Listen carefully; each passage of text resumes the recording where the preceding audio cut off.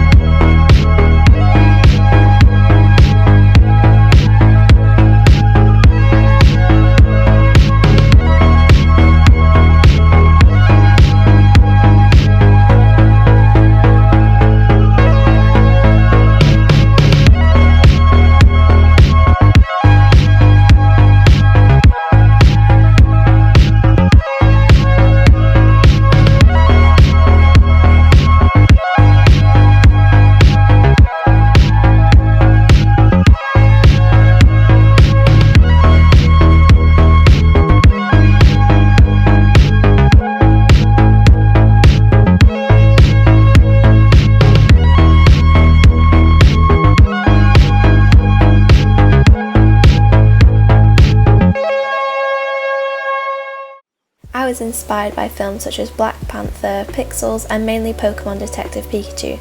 The credits for these films made me realise how impactful having credits that resemble what was seen in the film creates such a wonderful conclusion. The films made me inspired to create something, and after seeing Pokemon Detective Pikachu, I really loved the neon, colourful and stylistic design it was created in. I then found an interview featuring Pete Dion, the VFX supervisor for the film, and he spoke about while preparing for the VFX they had to think a lot about how realistic it was going to be, and they decided to take a very realistic route, as that would better benefit the film. This taught me a lot about how to plan for the kind of look you want to go for in VFX, whether it's realistic, fantasy or something impossible. It all has to be for the benefit of the film. Based on this, I decided to go to the fantasy route and apply the style of the credits of the films and colour palettes in my own interpretation. I also read the book The VES Handbook of Visual Effects, which talked about how important the pre-production work into VFX was. So I decided to take extra time to plan and gather everything I would need for each step of the way, including making GIFs, creating backgrounds and learning new skills such as working with 3D text. For my practical research, I looked into tutorials on how to create 8-bit and pixelated images and footage on my editing software, which I found out about the Pixelate preset and how to use its settings. Likewise, I looked into creating and using GIFs that were fitting to the themes that I was trying to create and add a more interactive layer to the credits. For my theoretical research, I looked at how an actual Game Boy works and also the games that are played on it. I found Mario games, Pokemon, Space Invaders and Mortal Kombat. These are all games that I wanted to try and incorporate in my experiment, so it's fitting to the device that's being shown. The methods I used to conduct my experiment were a mixture of overlays, keyframing, transitions and the Ken Burns effect. Also, I used a lot of compound clips. For the overlays, these can be seen in all parts of the credits, such as the bubbles effect that was created by putting the blending mode to screen, adding the Pixelate feature, adjusting its settings and playing around with the colour to make it more purple to suit with the colour palette of the section. Also in the special thanks section, similar was done to the hearts to be used as an overlay too. Keyframing was also used by the movement of characters such as Mario, the rocket and the fireball. I used the method to move the unmoving image to create more interactivity in the video. The different transitions I used were part of a time warp effect. I decided to use a swipe right motion to make the credits feel as if after each section they are switching over to a new game, almost like a television and you're changing to different channels. The Ken Burns effect was used at the very beginning of the credits to transition from the shot of the Game Boy to move closer into the screen and then cut to the full screen of the Game Boy with the credits on.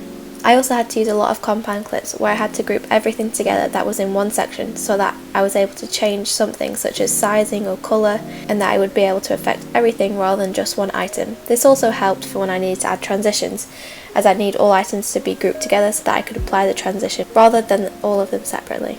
For what went well, I think that the intro once the Game Boy has become full screen is a nice intro to the credits that still ties in well with the whole theme of the film and the credits.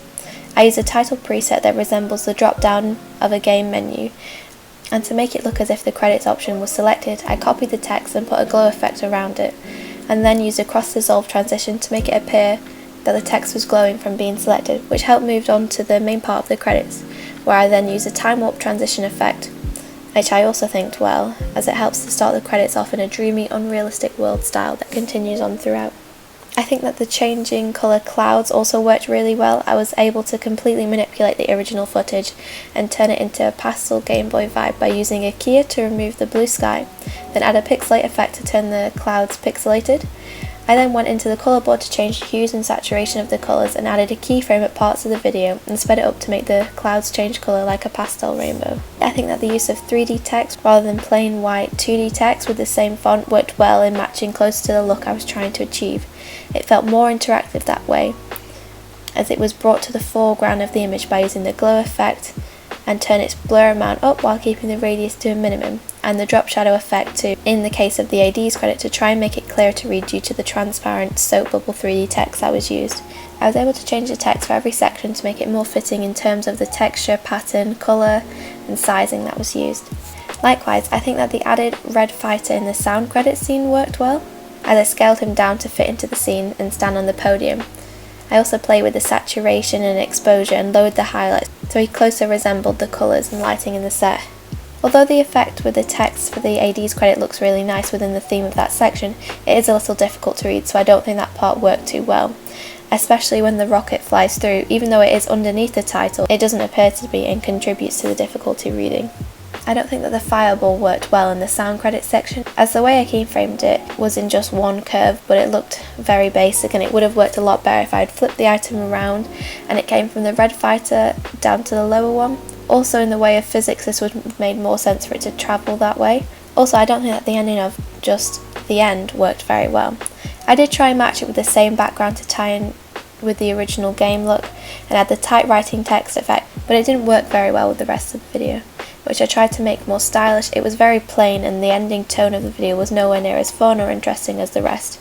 Instead, I should have tried to make a more game style approach and wrote maybe game over and the end, and possibly use more particles to add more layers to the whole thing to feel more thought out. Next time I would have liked to use a glow effect around the Game Boy screen and change the colours to be slightly more faded to make it look more realistic, but also to make it look more appealing and eye-catching. I would change the style that features in the cinematography credit too, as I don't feel it properly fitting with the theme of that section, and something more fitting like little igloos, pixelated ice people or snow would have worked a lot better. Finally, I would change the colours used in the producer credit, as I feel they clash a lot with the Mario theme used with the characters included. Instead of the pink and blue, I would use more realistic colours like green and blues that are seen in the Nintendo Mario game. From my experiment, I've learnt a lot about using multiple overlays to create a more interactive scene, such as using subtle movement in the background. Likewise, I learnt a lot about working with 3D text and designing them through materials, how to glow, and drop shadows. This has definitely helped me improve my craft within post-production, as I've seen how much of a difference it makes than just using 2D plain white or black text. It's something that I'll practice further and be incorporating more into my work. I have also improved at using colour features such as hue and saturation and the tint preset to manipulate my footage and change it to fit the style and purpose I am wanting. I can develop my skills further by practicing making credits in different styles, genres and colour schemes to see how they can impact a film and make a more fun, entertaining and cohesive credit or title sequence. Likewise, I would like to try and adapt these skills to try and create lyric videos in a similar style with the use of overlays, decoration of text and transition.